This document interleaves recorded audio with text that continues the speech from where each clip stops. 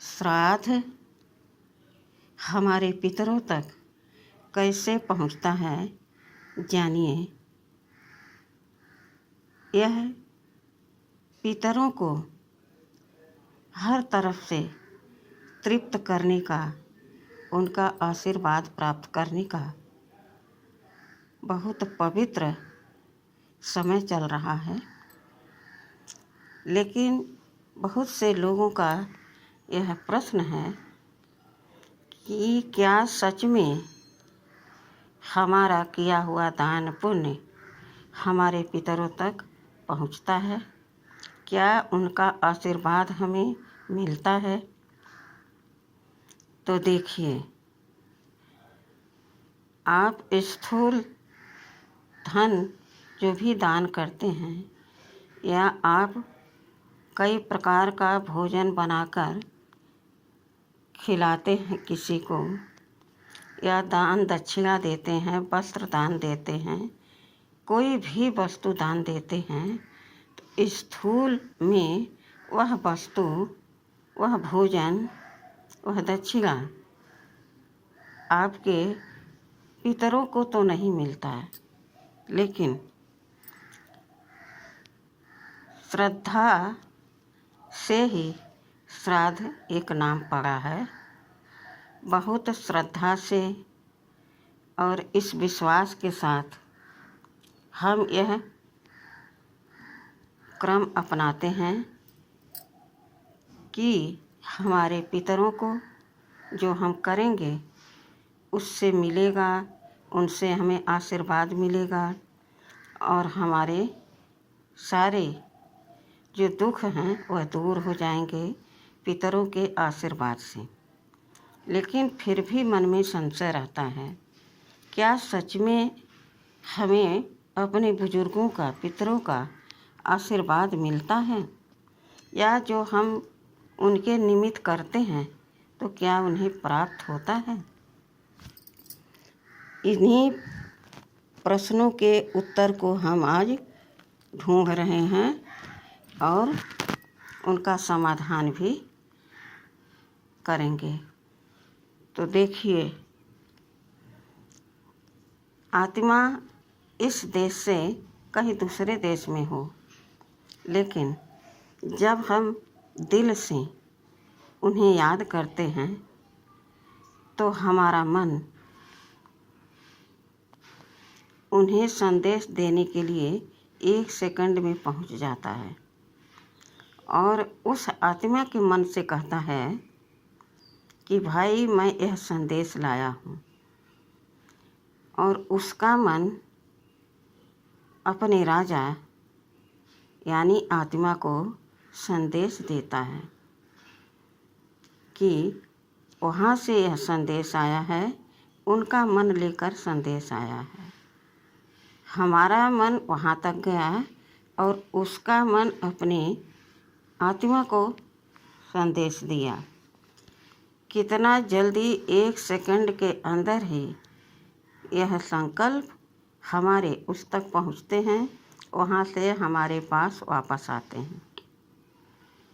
ठीक इसी प्रकार से जब हम जो कुछ करते हैं अपने पितरों के निमित्त, और उस भाव से करते हैं कि जहाँ भी हमारे पितर हैं, अब ऐसे तो कहीं नहीं घूम रहे हैं, कहीं न कहीं उनको शरीर मिला है, घर मिला है, परिवार मिला है, अपना उनका जीवन है, लेकिन आत्मा अपनी आस,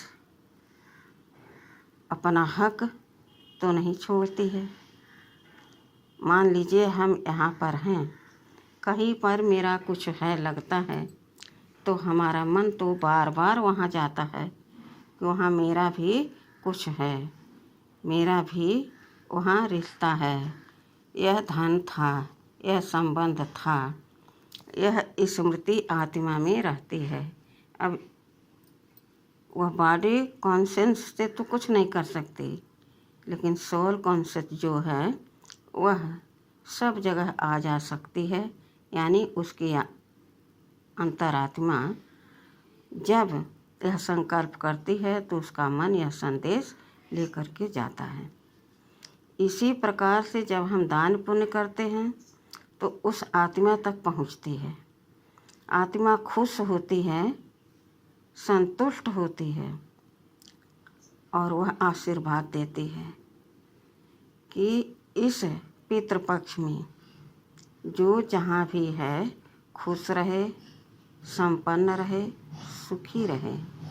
ऐसी अंतर आत्मा की आवाज़ आती है, हमारे अंतर आत्मा के गहराई में उतरती है।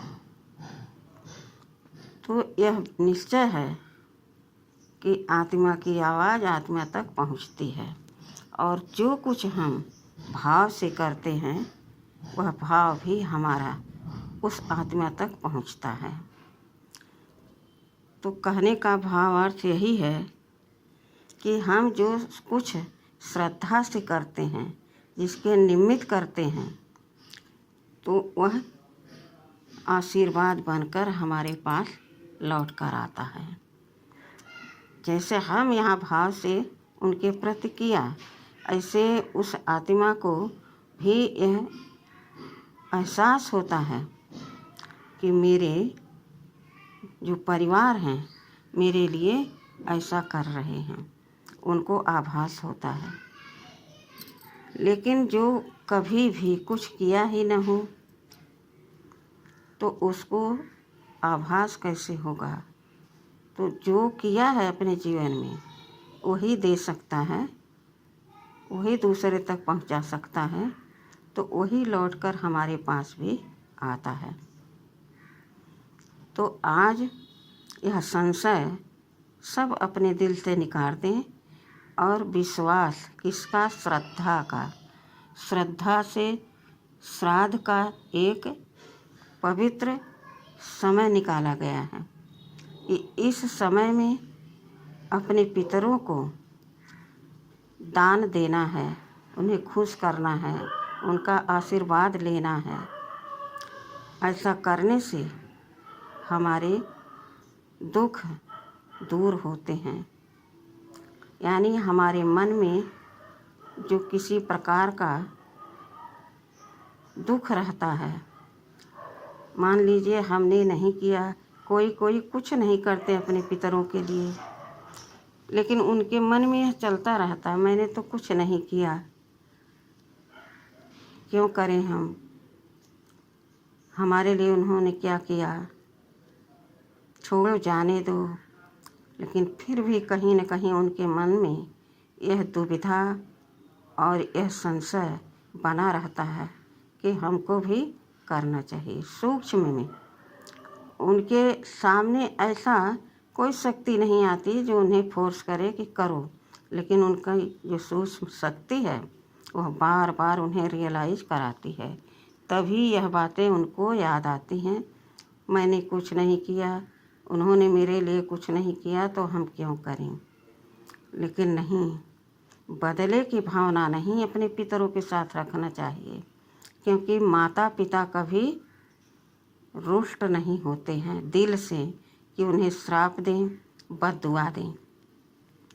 प्रत्यक्ष एक प्रमाण है कि एक बालक एक वेश्या से फंस गया था और वह वेश्या एक दिन आजमाने के लिए उस बच्चे से कहा कि आप इतना प्यार करते हो मुझसे, तो जब अपनी माता का दिल लेकर आओगे, कलेजा लेकर आओगे, तब हम आपसे शादी करेंगे। बेटे की हिम्मत देखिए, माता के प्रति कितना कठोरता है उसके अंदर। माता ने तो पाला पोसा बड़ा किया, लेकिन बच्चे ने माँ को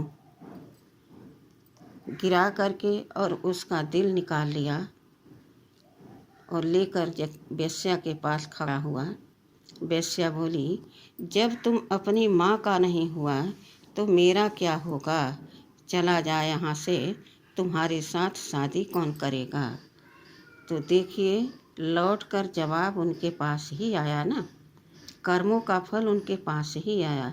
इसलिए अपने पूर्वजों को, अपने पितरों को इस पितृपक्ष में भूले बिसरे जो हैं उनको भी हमें तृप्त कर देना चाहिए, खुश कर देना चाहिए।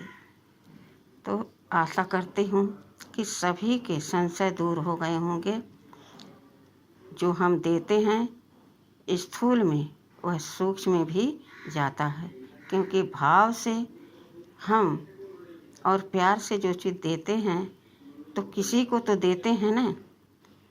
ब्राह्मण को दिया या किसी को दिया तो ब्राह्मण की दुआ भी हमें मिली और हमारे पितरों की भी दुआ हमें मिल रही है। इसी शुभ भावना शुभ कामना के साथ सभी को ओम शांति।